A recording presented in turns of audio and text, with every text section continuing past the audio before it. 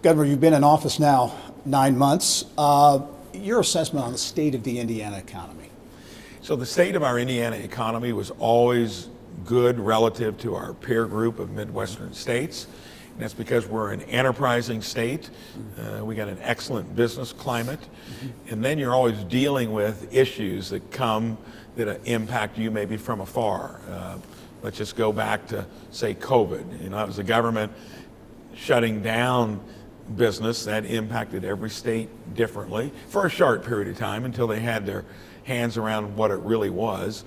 Indiana probably navigated through that, okay. Some businesses, were maybe overly cautious with it, and I think they regret that now. I mean, some of the things we had to do to get our kids educated, but that's hindsight. We came through all that. So we have the attributes that if we stick with them and to me be a little more enterprising with them, we can chart our own course. And I do believe the dynamic has switched from the federal government to state governments that are going to have more meaning and input in our economies. And I think that reverberates on a national basis as well. But I think our state is in good shape, relatively low unemployment. We do have high health care costs. That is a burden on everyone.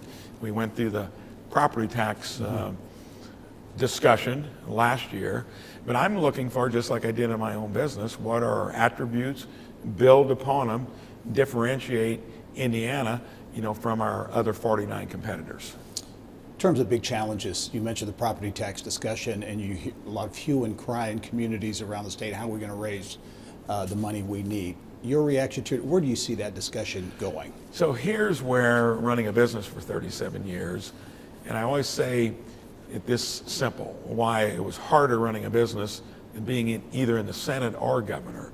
There's only one government, you're the monopoly. Your revenues are given to you and they generally go up every year by 2 to 4%.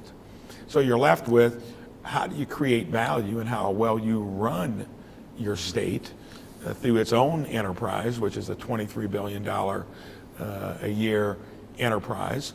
So challenges will be what comes at you. Right now it's a high cost of electricity. It would have been property taxes, the year I was running. And we got a bill that didn't get crafted until the very end of session. And other than the two opposing groups, where one thought we did too much to restrict revenue, schools and local governments, I think I just asked them to look at how to run your operations more efficiently. You can't expect them to always go up. You can't get extra normal income because you never should grow government faster than the growth of your economy.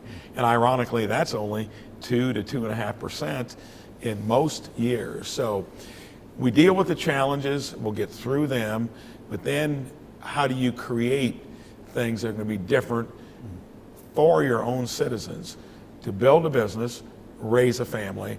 And there, when I chose to move back to my hometown and in a hard scrabble way, went through that crucible for the first 17 years and then figured out how to scale it, how to grow it. Same kind of thinking here. So the challenges that we're confronting are going to be, how can we keep prospering when that's the largest part of our economy, the healthcare system. It's approaching 20% of the GDP here and in other states. I fixed it in my own business 17 years ago by focusing on wellness and prevention, not expensive remediation, and created healthcare consumers out of my own employees. Think of that in terms of how we'll be creative through our own state government. And that experience of knowing how government works, 6 years in DC, they've got their own issues to figure out. We talked about a little of that earlier before we did the interview. Try to spend less than you take in each year and maybe defend the country, fix the entitlement programs, and do your portion of infrastructure. They've got way beyond it. I was the loudest voice on trying to fix it there. One reason I came back here is we control our own destiny, and I think more responsibility will be given to enterprising states over time, and obviously you should probably do less at the federal level. What's your message to cities who are freezing, cutting back, those types of things? Where does this go? Where does this end? So when I always ask them, would you ever want your local governments, your school districts to grow faster than the economy? It causes them to think, well, what do you mean? I said, well, if you're asking for that, you're growing that at the expense of the real economy. So remember, your revenues are given to you by the taxpayer. Focus on productivity, how you run things better, and know in the real world that you have ups and downs, you have competitors. You've got to make sure you're actually running a business that somebody wants to buy the product. Here, find out how to do things more efficiently and realize you're always going to be given a revenue stream that keeps you healthy. You can't get used to the fact that $8.7 billion was put into our state economy, every penny of which we borrowed to help state, local governments and schools. Now you have to get back to the way things were working pre-COVID. They all know how to do it. You'll take a little getting used to when the revenue sources were a little less rigorous. We'll get back on track and we'll be okay, and they'll find ways to do it. You talk about challenges. How about opportunities? What do you see as maybe Indiana from a business standpoint, greatest opportunity? So we've got a pretty good business climate. We have one of the best environments for small businesses, yet we have some of the fewest startups percentage-wise. So my goal, and I came from small business and know how to grow it into a medium-sized and large business, is make sure we have the environment correct there in terms of state government policy. Focus on the different areas of our state. I ran on that idea of regional development. That's just been kind of affirmed by a study that was done recently. And then growing our existing businesses, fertilize the field of small businesses, make sure we're getting the best of what all other states want, and that would be the bigger enterprises that are going to give you a big boost on capital expenditures, therefore assessed value, and give us the highest paying jobs.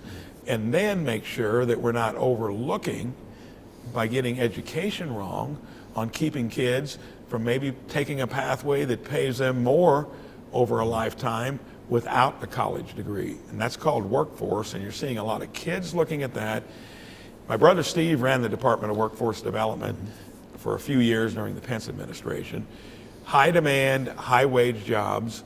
How can you get them so parents and kids can see them and get either the college pathway that'll get you there, and probably even more likely a workforce pathway that we probably haven't given enough attention to until just recently, and I'm going to try to get that over the finish line. You have just launched, speaking of workforce, this week, PowerUp Indiana, which is a workforce initiative focused, as I see it, really on businesses and putting the onus on business to upscale their workforce. How does it work, and why is it different than other things that have been tried? So this is the idea of how do you get those better paying jobs that you need, getting people recruited into them. Don't overlook, and I did that the entirety. We didn't use recruiters. We're the lowest unemployment county and town probably in the state, Du Bois County and Jasper.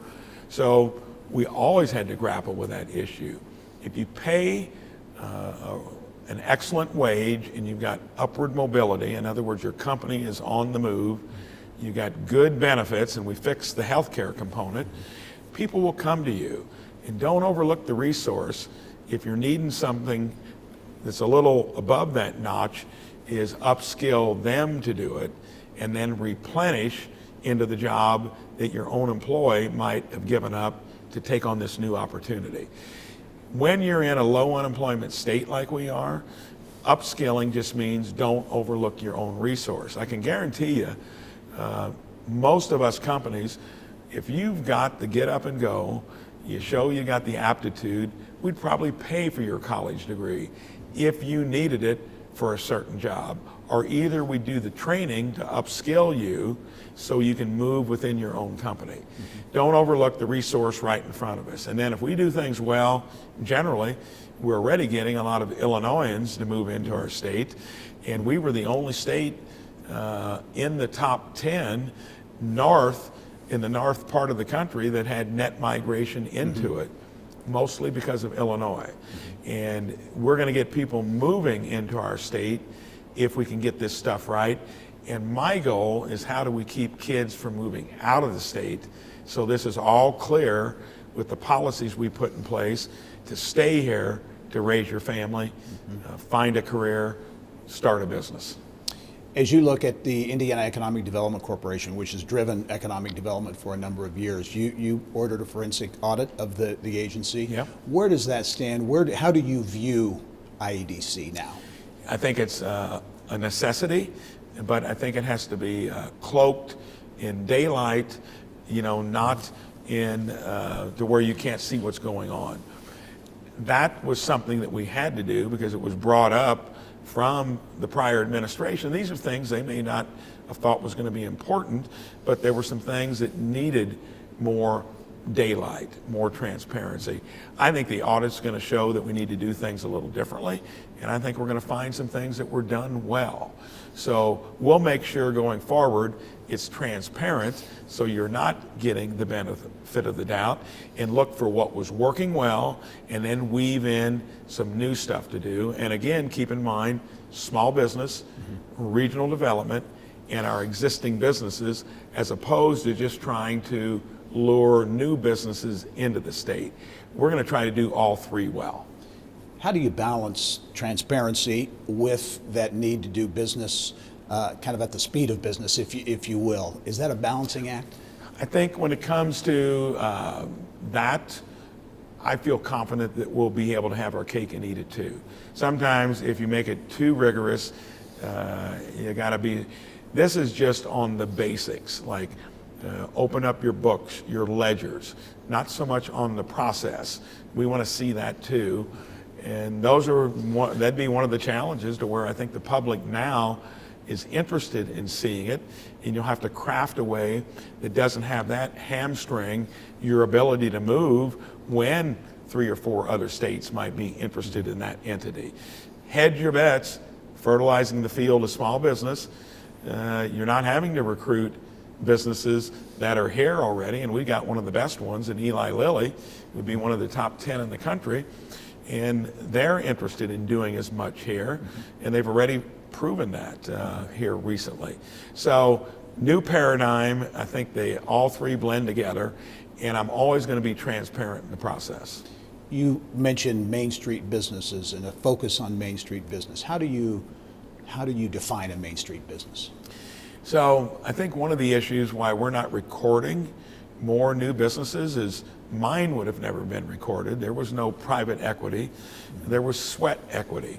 And many of our businesses get started in the back room of some other business or in the garage. I want to make sure that when you are doing that, there will be some state resources there in terms of expertise, guidance, and even to that first step when it goes beyond sweat equity, to where you need a banking relationship or a first level of outside investors.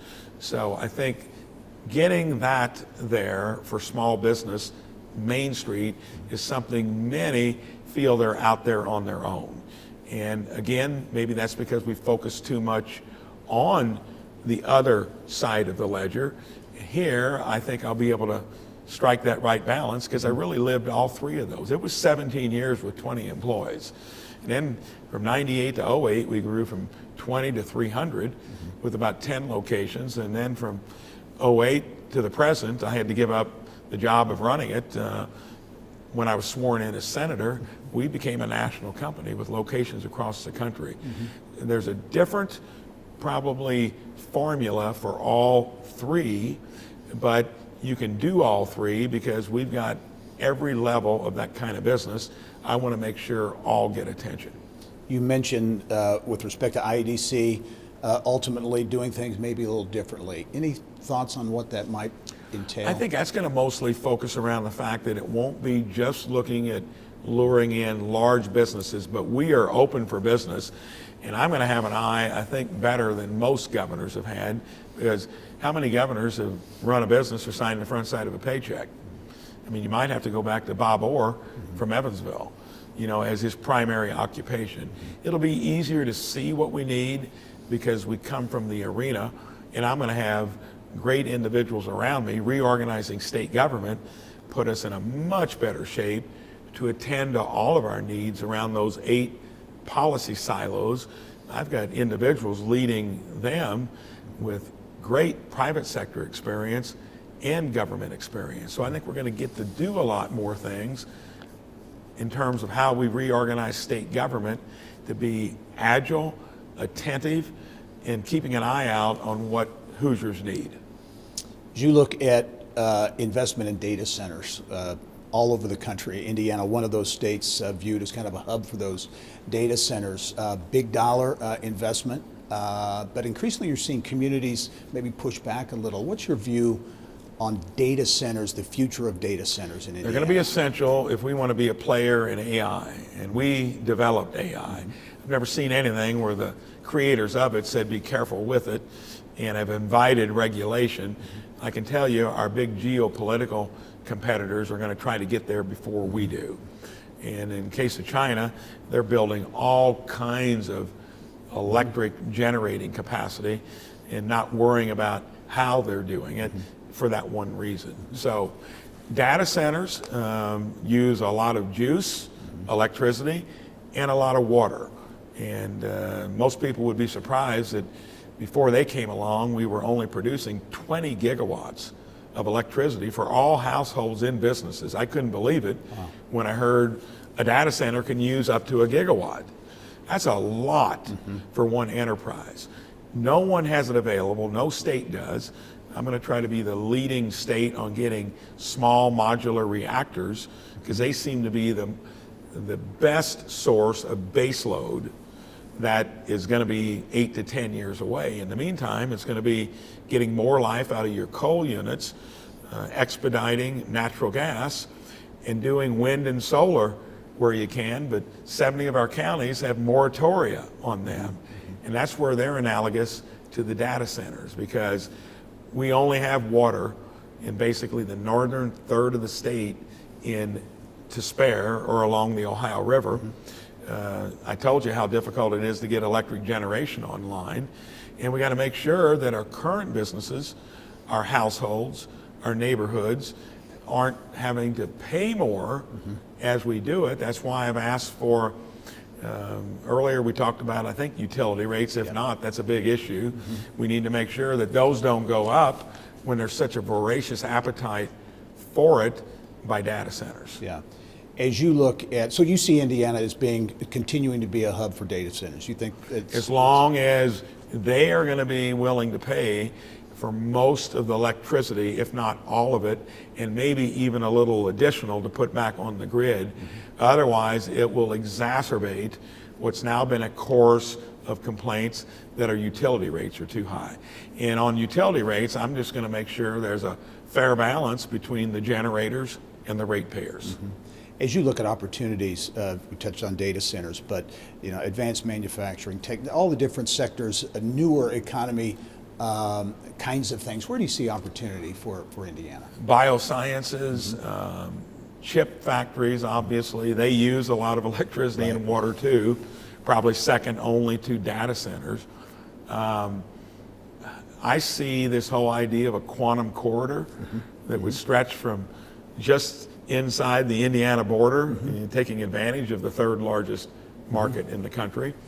But with our universities, with Crane down, now is really being looked to throughout the Defense Department as a leading edge technology center. But if you take the region down to Lafayette, Indianapolis, Bloomington, put the terminus maybe at Crane, there is a lot going on in that quantum corridor technology that is ripe for the taking, in my opinion, and I feel real good about how to get from here to there. What needs to happen? Because you mention it, and certainly there's excitement, I know, in Northwest Indiana for this quantum corridor and how it could ultimately come down through Purdue and Indianapolis, et cetera. What needs to happen to make that a reality? Well, we'll need our fair share of data centers even for that, beyond crunching through all the algorithms that apply to AI. AI obviously is going to be an important part of whatever we do in the technological world.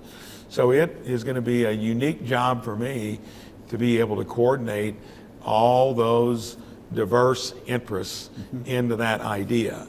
And that happened, I think, mostly due to the weather and randomly out in California and in Massachusetts, due to probably the universities have had those markets cornered. I think they're going to be less and less attractive in an enterprising, entrepreneurial state with a governor that understands most aspects of it, from the government side to especially the entrepreneurial side. I think we're sitting in the catbird seat to get it done. What do you see as the role of higher education in this whole process, whether it's the Ivy Techs and Vincenzas of the world, or the public and private institutions here that are very substantial? Number one, it's got to get better at getting more individuals completed on the journey. Right now, half the kids that get guided into higher ed don't make it to the finish line. A lot of times the degrees weren't well guided. They weren't into STEM degrees. We overproduce almost everything. We underproduce the most important degree, STEM. Get it balanced. Be honest with parents and kids. We talked about workforce earlier. We're going to need degrees that play into this new paradigm of our economy. And we don't want to be forcing kids into a degree just because that was the mantra from the 40s and 50s, and we know it worked a long time. There are more jobs ready for the taking now. It's probably 130,000 post-COVID compared to what it was before, which was about 65,000. Better skills, apprenticeships, things you do, middle school through high school, that when it comes to the cash flow of life, you'd be better off filling them first. And then realigning the college education to the high demand, high wage careers that we've talked about. Some of the things that I've asked already universities to do, the public ones, sharpen up your curriculum to make sure we're not exporting kids due to bad guidance into the basement because they can't find a job here, but they want to stay in Indiana or out of state to find a job. Get that done better. That's supply and demand, and be willing to change into a new strategy long term. Final question for you. As you look at the story of the Indiana economy, looking out over the course of maybe the next year or so, don't know what's going to happen exactly at the national level, certainly, but how do you see, what do you think the story of the Indiana economy is going to be over the course of the next year?